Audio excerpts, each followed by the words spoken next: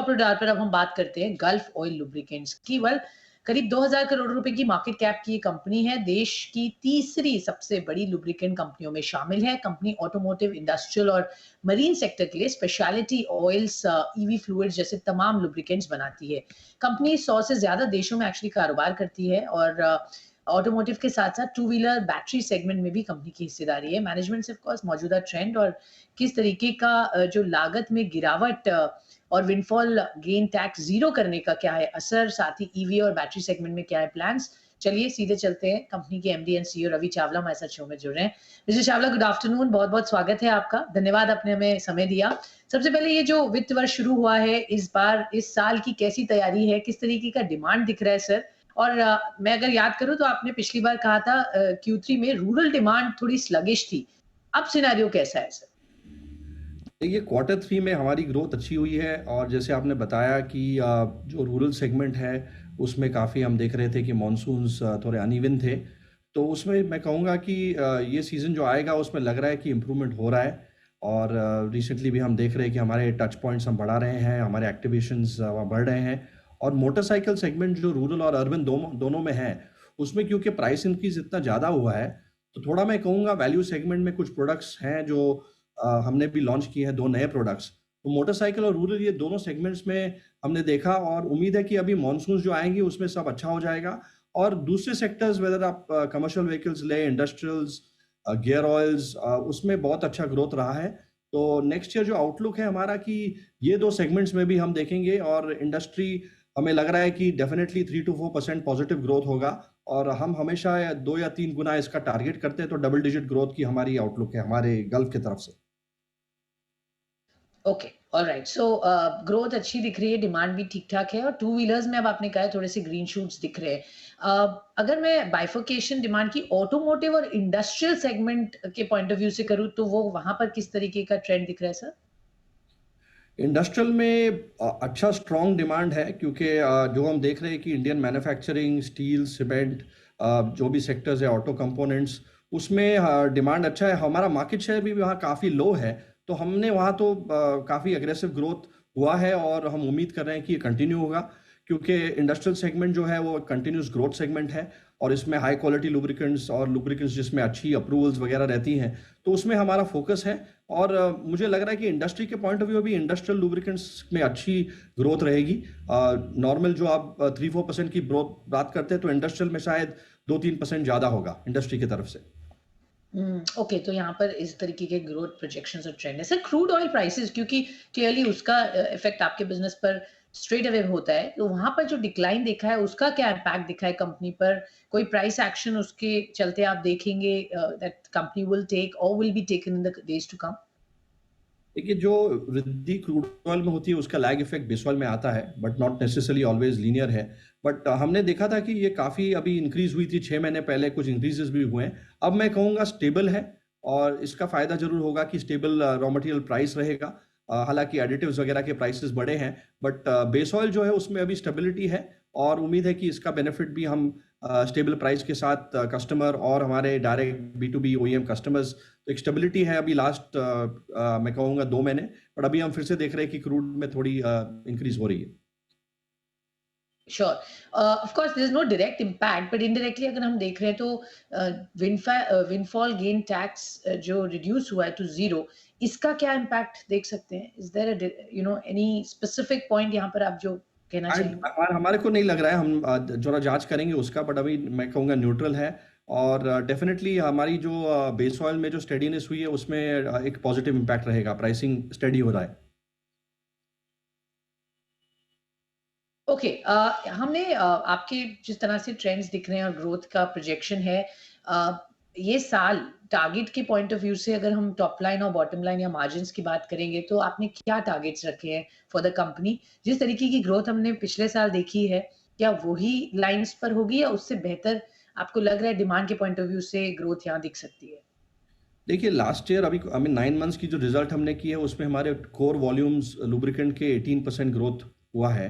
और मैं कहूँगा कि उसके 1 साल पहले अप्रैल में थोड़ा मार्केट इम्पैक्टेड था कोविड में, तो अभी जो आगे देख रहे हैं हम कि इंडस्ट्री, हमारे जो कैलकुलेशंस है और जो आप एक्सपर्ट्स भी बोल रहे हैं 3-4% ग्रोथ होगा नेक्स्ट ईयर। और क्योंकि अभी आप देख रहे हैं कि अच्छी कमर्शियल व्हीकल्स, ट्रैक्टर सेल्स सब पिकअप हुई है, रिप्लेसमेंट मार्केट में भी डिमांड अच्छा आ रहा है। 2 सेगमेंट्स मैंने कहा था थोड़े स्ट्रेस में है, बट वो नॉर्मल हो जाएंगे।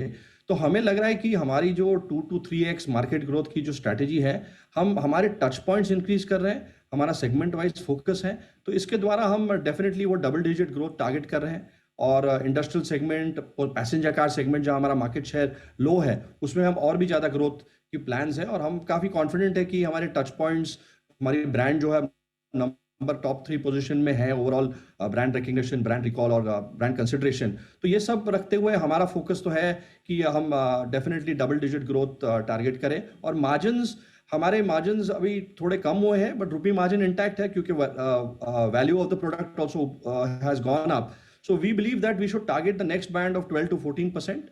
And as base oil is steady, of course, product mix भी इसमें एक रोल प्ले करता है।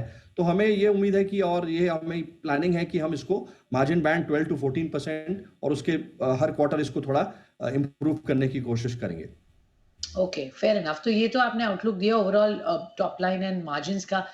लेकिन मैं ये जानना चाहूंगी सर, जिस तरह से ट्रेंड्स अभी दिख रहे हैं और आप भी अपबीट हैं, लास्ट टाइम फरवरी 23 में जब हमने आपसे बात की थी, कंपनी ने आपने ये इंडिकेट किया था कि आप 2-3 ओईएम से बात करें फॉर ईवी फ्लूइड। उस स्पेस में क्या प्लान्स दिख रहे हैं, किस तरीके का एक्शन वहां पर होगा, क्या आगे उसकी स्ट्रैटेजी ज्यादा फर्म अप होते हुए दिख रही है in the electric vehicle space and fluid? देखिए, पहले तो मैं कहना चाहूँगा कि इलेक्ट्रिक व्हीकल्स की जो पेनिट्रेशन हो रही है, जो देख रहे हैं हम, उसमें definitely buses, three wheelers, two wheelers में आ रहे हैं, स्कूटर सेगमेंट में कुछ जो ऑफरिंग्स आ रही हैं।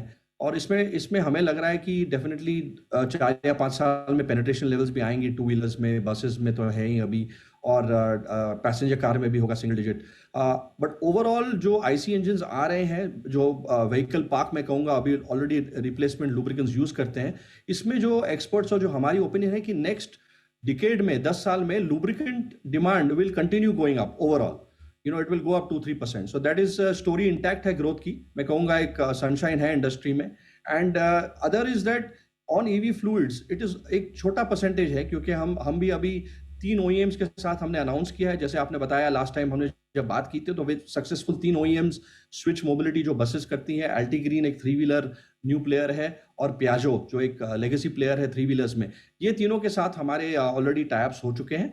और अनदर 3 या 4 टाइप्स पाइपलाइन में है, कुछ कंपोनेंट मैन्युफैक्चरर्स भी हैं। तो मैं कहूँगा एक लीडरशिप पोजीशन हम चाहते हैं ईवी फ्लूइड्स में, हम इंडिया में भी लें। ग्लोबली हमारे को रेंज है जो फुली इलेक्ट्रिक हाइब्रिड में बिक रही है। तो ये पोजीशन हमारा, क्योंकि हमारे ओईएम पार्टनरशिप्स भी अच्छे हैं, तो उसमें कॉन्फिडेंस है कि हम लगभग 7 या 10 ईवी ओईएम्स को जल्द से जल्द हम शुरुआत करेंगे। 3 हमने ऑलरेडी अनाउंस कर चुके हैं। ओके, तो 3 ऑलरेडी कर दिए, 7 से 10 और ओईएम्स के साथ आप टाई अप करेंगे। इस वक़्त सर ये मार्केट ऑब्वियसली छोटा है, बट पोटेंशियल इसका आगे ग्रोथ के पॉइंट ऑफ व्यू से अच्छा है। तो इस वक़्त क्या कंट्रीब्यूट कर रहा है रेवेन्यू को? और सर अभी मैम, इवेंचुअली जी, हाँ, हाँ, बोलिए, सॉरी। जी, जी, इवेंचुअली ये कितना आप इसको देखते हैं ग्रो करते हुए, और कितना कंट्रीब्यूट करेगा ये ओवरऑल रेवेन्यूज़ में over a period of time?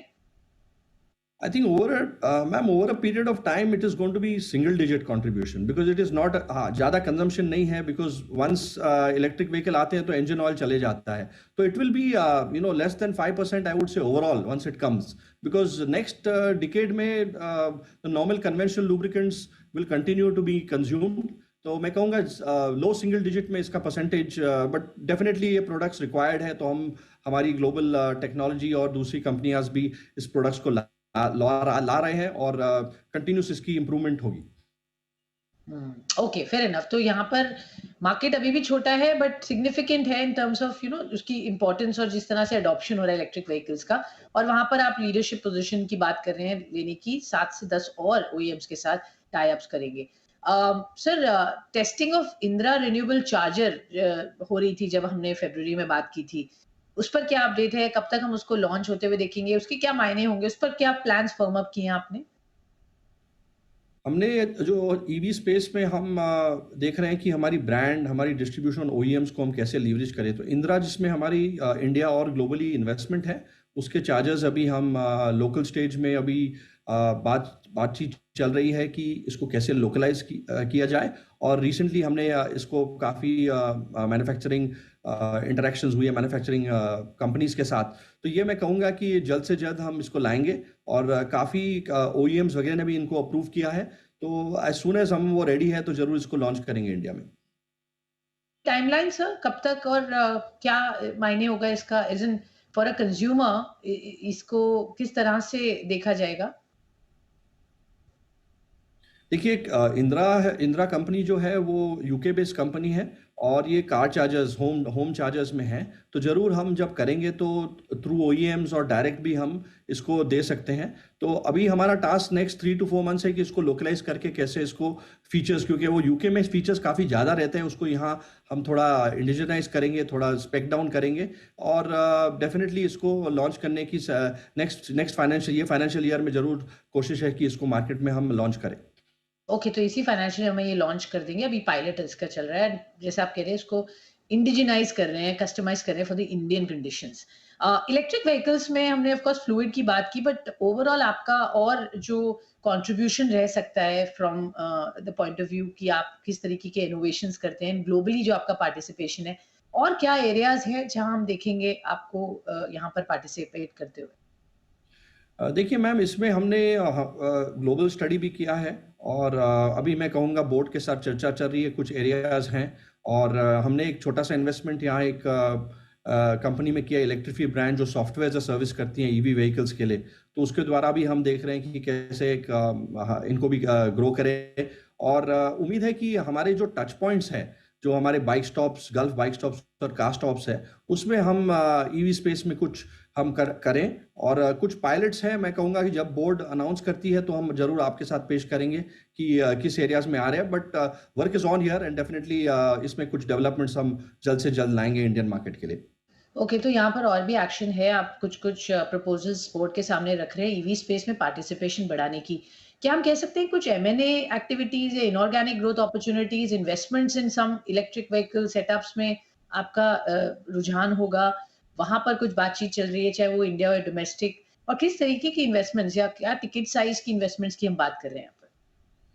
देखिए, इसमें अभी आप जो बोल रहे हैं बिल्कुल ठीक है, कि बात हो रही है कि किस एरिया में हम या तो स्ट्रेटेजिक इन्वेस्टर बने, या तो हम टाई अप्स करें। और मैं कहूँगा कि अभी इसमें फ़िलहाल कुछ फिगर मैं नहीं दे सकता हूँ, but definitely investment right partner के साथ राइट सेक्टर में जाके investments can be there. And हम जैसे बोलते आ रहे हैं कि definitely we would like to invest in this area. So there would be I would say some strategic investments in 2-3 areas जो हम देख रहे हैं। उसमें डेफिनेटली डेवलपमेंट्स भी हो रहे हैं as the policies are coming in, other things are coming around the battery space, around the charging space. I think ये 2-3 एरिया में हम जरूर देखेंगे कि कैसी अपॉर्चुनिटी है और इसको हम कैसे मटेरियलाइज कर सकते हैं। तो बैटरी चार्जिंग यहाँ पर आप एक डोमिनेंट पोजीशन की प्लान कर रहे हैं और वहाँ पर अपॉर्चुनिटीज देख रहे हैं फिलहाल, टाई अप्स या किस तरीके के स्टेक पिकअप की आप कॉन्वर्जेशंस इस वक्त कर रहे हैं। ऑल राइट, तो यहाँ पर कुछ ना कुछ एक्शन रहेगा आगे चलकर। आपने बोला था टच पॉइंट्स और आपका एक्सपेंशन जो ग्रोथ प्लान्स है, उस पर थोड़ा सा मैं जानना चाहूंगी, समझना चाहूंगी किस तरीके के प्लान्स हैं, कितने स्टोर्स या टच पॉइंट्स आप और ऐड करेंगे ये फाइनेंशियल ईयर में। जहाँ तक बात है डोमेस्टिक की और इंटरनेशनल प्ले में, since you are obviously present in many other countries, कुछ इंडिया के पॉइंट ऑफ व्यू से आप अपॉर्चुनिटीज देखते हैं कुछ क्लोज बाय मार्केट्स में? क्या प्लान्स उस डायरेक्शन में है आपके? देखिए, टच पॉइंट्स में हमारे अभी लगभग 80,000 टच पॉइंट्स हैं, जो रिटेल, रूरल, अर्बन, हमारे ब्रांडेड, मैं कहूँगा कि फ्रेंचाइजी आउटलेट जैसे gulf, car stop, bike stop है। उसमें हमारी कोशिश है, क्योंकि ब्रांड जो अवेयरनेस है और ब्रांड कंसिडरेशन है, it is reached a good level. तो इस टच पॉइंट्स को हम, क्योंकि कोविड में काफ़ी डिसरप्शन हुई थी on various garages and other things, उसको हम 15% प्लस से इंक्रीज कर रहे हैं। और ये हमारी हमेशा एक डेफिनेट एफर्ट रहती है पूरी टीम की कि उसको कैसे हम बढ़ाएं। तो ये एक 15% ग्रोथ हम प्लान करते हैं, और अर्बन रूरल दोनों में हमारे स्टॉकिस्ट डिस्ट्रीब्यूटर्स हैं। तो ये एक हमारी बहुत ही कोशिश रहती है उनको सपोर्ट करके कैसे ग्रो किया जाए। और मैं कहूँगा आउटसाइड इंडिया हम जैसे गल्फ को 19-20 प्लांट है पूरे वर्ल्ड में, वहाँ से प्रोडक्ट जाते हैं। जिस प्लांट में इफेक्टिव प्रोडक्ट कॉस्ट और बना सकते हैं तो हम एक्सपोर्ट्स करते हैं। हम हमारे ओईएम्स के लिए भी एक्सपोर्ट्स कर रहे हैं फ्रॉम इंडिया 25 कंट्रीज को, और गल्फ प्रोडक्ट्स भी हम नेबरिंग कंट्रीज, एशियन कंट्रीज को हम एक्सपोर्ट करते हैं। But exports is about 5% of our volumes, mainly our focus is on domestic, and ये भी एक ग्रोथ एरिया है। और ओईएम्स के साथ भी हम डेफिनेटली काफ़ी कंट्रीज में कुछ ओईएम्स के प्रोडक्ट्स ले जाते हैं इंडिया से।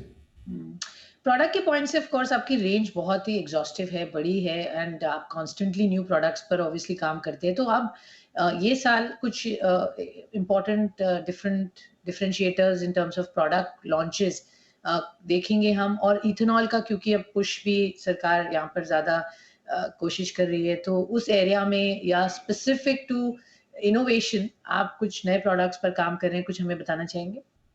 जरूर, देखिए हमारी जो पोजीशनिंग रही है इंडिया में, हम लॉन्ग ड्रेन ऑयल्स जो कमर्शियल व्हीकल्स के आते हैं उसमें हम पायनियर हैं। 2006 में हमने India first long drain oil launch किया था कमर्शियल व्हीकल्स के लिए, और ये एक मैं कहूँगा वैल्यू प्रोपोजिशन हम बरकरार रखे हैं। हमने हमारे लॉन्ग ड्रेन जो ट्रक और कमर्शियल व्हीकल्स में काफ़ी महत्व रखता है कस्टमर पॉइंट ऑफ व्यू के, वो हमने एक कंटिन्यूस प्रोसेस हमारी ग्लोबल टेक्नोलॉजी और इंडिया की जो टेक्निकल टीम है काम करके ओईएम्स एडिटिव कंपनी के साथ उसको हमने जारी रखा है। और रिसेंटली हमने एक ट्रैक्टर ऑयल लॉन्च किया है जो 1000 आवर्स तक सर्विस देता है। तो ये मैं कहूँगा इंडस्ट्री का फर्स्ट है। ज़्यादातर इंडस्ट्री में 500-600 आवर्स का ड्रेन इंटरवल रहता है। तो ये एक लॉन्ग ड्रेन ऑयल है। प्लस जैसे आपने बताया कि हमारे ओईएम्स और एडकोस के साथ ये जो नई फ्यूल्स आ रही है, मिक्स्ड फ्यूल्स जो आ रही हैं, उसमें भी काम जारी है। तो उसमें डेफिनेटली टेक्नोलॉजी बढ़ती है। तो ये प्रोजेक्ट्स ऑलरेडी काफ़ी जगह में हमने शुरुआत की है, काफ़ी जगह में टेस्टिंग भी हो रहा है। ये एडिटिव कंपनीज और ओईएम के साथ हम जॉइंट अप्रोच में हम एक इंडियन मार्केट के लिए टेस्ट करते हैं, ग्लोबली भी हम ये कर रहे हैं। और इंडिया में जो आप देख रहे हैं कि डिफरेंट फ्यूल्स आ रहे हैं, जैसे आपने मेंशन किया था, तो उसके लिए हम रेडी है। कुछ प्रोडक्ट्स ऑलरेडी टेस्टिंग में है, और जैसे जैसे अभी रिक्वायरमेंट आएगा तो हम इसको पेश करेंगे, क्योंकि हमारे ओईएम टाइप्स और हमारे इस सेगमेंट में लगभग कमर्शियल व्हीकल्स में 9% मार्केट शेयर है। तो इसमें डेफिनेटली एक प्रोडक्ट पाइपलाइन ऑलरेडी एक रेडीनेस में है। ओके, फाइनली सर, इन्वेस्टर्स हमेशा जानना चाहते हैं, चूंकि आपकी डिविडेंड पे आउट पिछले कुछ वर्षों में बढ़ी है, तो अब इन्वेस्टर्स किस तरीके का डिविडेंड पे आउट एक्सपेक्ट कर सकते हैं आपसे? देखिए हमारी डिविडेंड पे आउट कंसिस्टेंट है, 40% पे थी और हमने बायबैक के साथ उसे बढ़ाया है। तो both I guess we can not it is definitely something to return back to stakeholders. और हमारे कुछ इन्वेस्टमेंट्स भी आएंगे, तो एक बैलेंसिंग एक्ट कहूँगा, but definitely we want to be consistent in what we do. Alright sir, बहुत-बहुत धन्यवाद हमसे जुड़ने के लिए और बताने के लिए किस तरीके का आउटलुक लग रहा है इस बार बिज़नेस का, इस वर्ष में, और आगे क्या है कंपनी के प्लान्स। बहुत-बहुत धन्यवाद।